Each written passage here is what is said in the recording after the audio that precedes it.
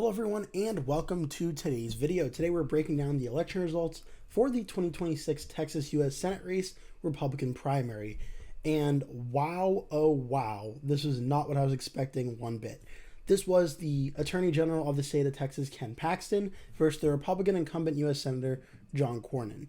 Now you may remember I did a live stream on this when the first primary happened on March 3rd.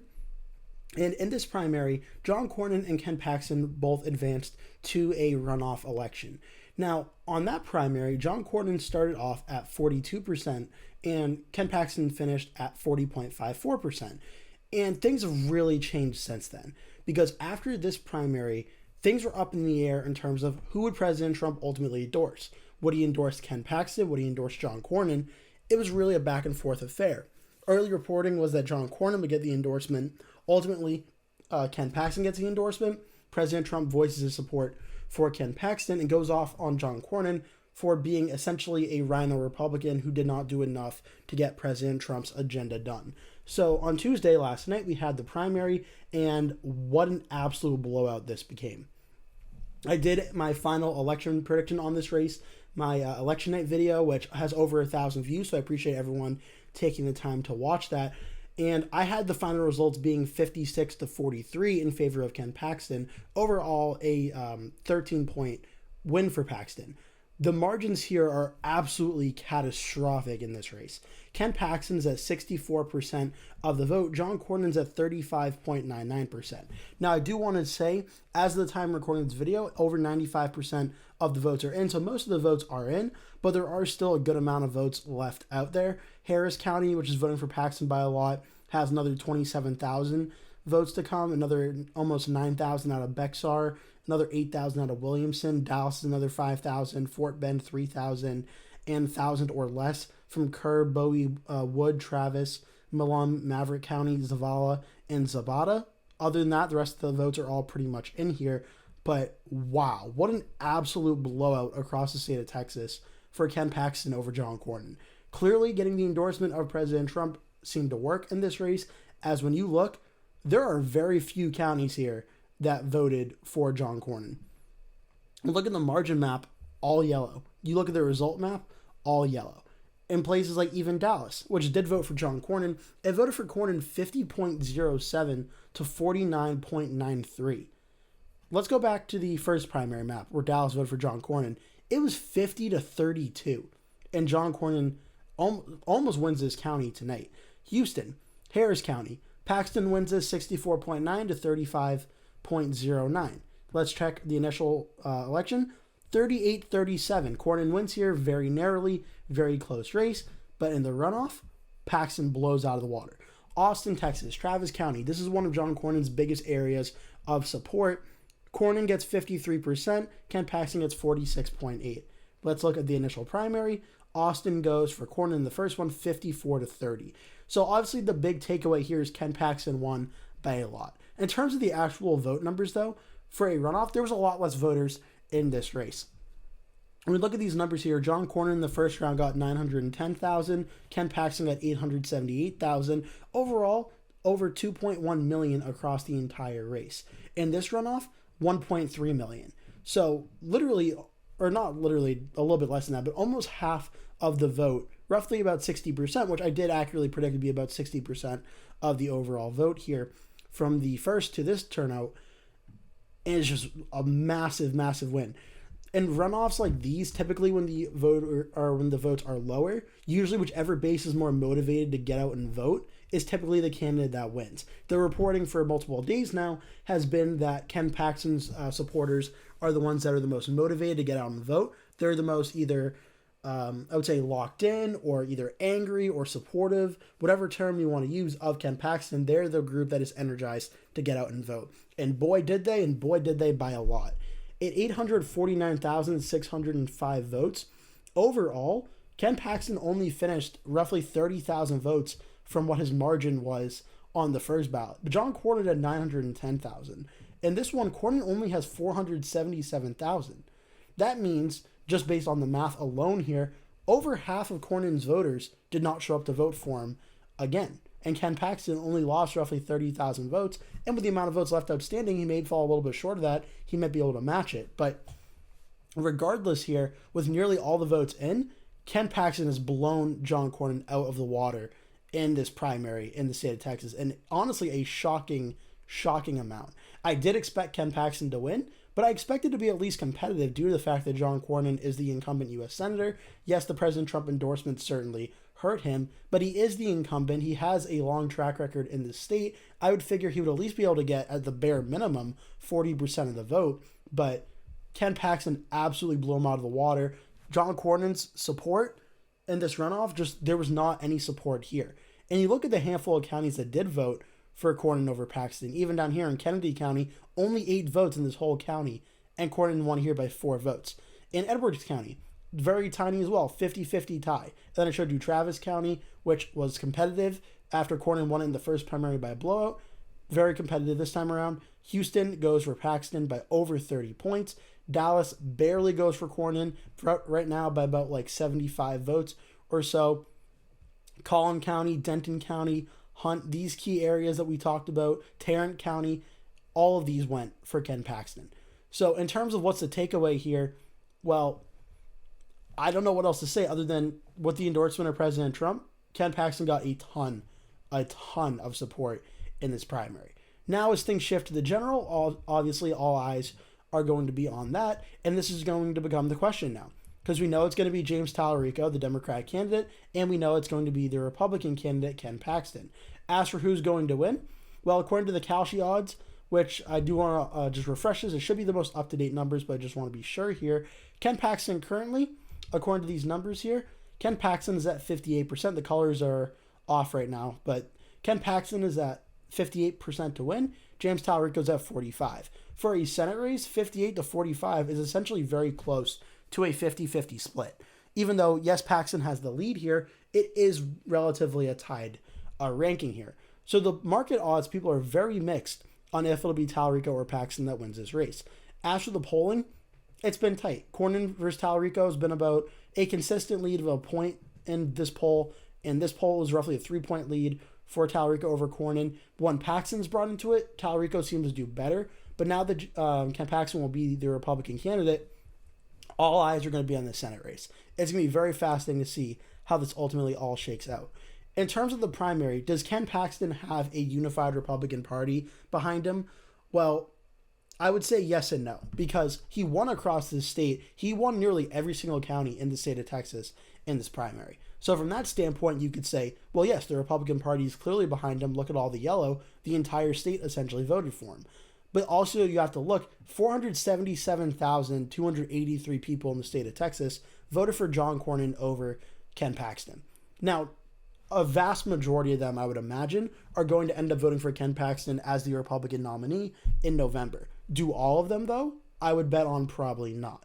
Especially those hardcore Cornyn supporters that with the scandals that Ken Paxton has, they don't feel like they want to give the vote to him. That, I think, will ultimately make this race very competitive. Because I do think there are, I don't know what percent of them, but I do think there is enough of a percentage of Cornyn's voters that will not vote for Ken Paxton and will essentially hold their breath and vote for James Talarico. And I think that'll keep the Texas Senate race very competitive. So in terms of the rankings, for Texas, the Senate map, currently I have Republicans at 46, Democrats at 44, and 10 seats I currently consider as toss-up. Had John Cornyn won, I had Texas as a likely Republican state, meaning above 5 points. Now with Ken Paxton as the nominee, we have clarity on the Republican side for James Talarico. I am starting Texas as lean for the Republicans, which the only difference here is now lean is a 5-point margin of victory in between a 5 and a 1-point margin of victory. So I do still think the Republicans are narrowly favored in this race, though as the general election develops with Paxton versus Talarico, it's going to be very interesting to see how things ultimately all shake out.